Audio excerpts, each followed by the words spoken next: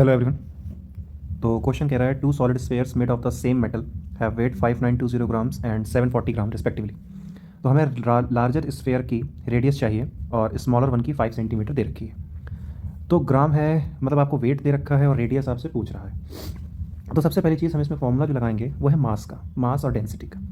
जो डेंसिटी होती है वो क्या होता है, मास अपॉन में वॉल्यूम होता है। मास अपॉन में क्या होता है भाई, वॉल्यूम होता है। तो अगर आप मास के अकॉर्डिंग इसको चेंज करेंगे तो मास इज इक्वल टू क्या हो जाएगा, डी इंटू वी हो जाएगा, ये हो जाएगा।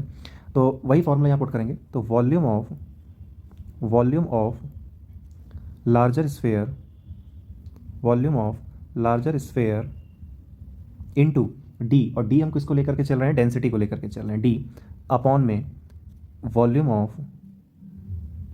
Of smaller sphere into D is equal to क्या हो जाएगा, जो वैल्यूज़ हमको दे रखी हैं 5920 अपॉन में 740। ठीक है भाई।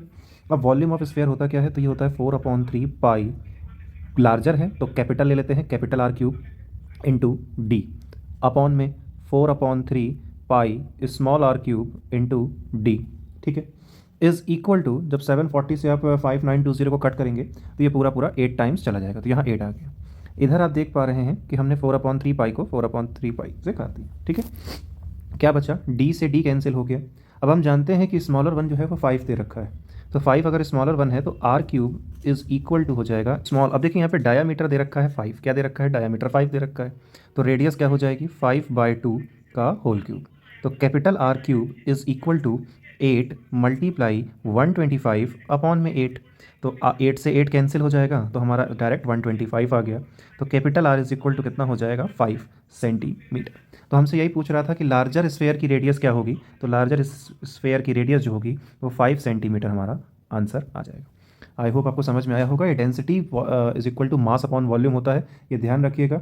और जो मेटल है वो सेम मेटल कह रहा है, इसलिए दोनों की डेंसिटी को हमने क्या कर दिया, डी सेम रहेगा इसलिए कट कर दिया। ठीक है भाई, थैंक यू।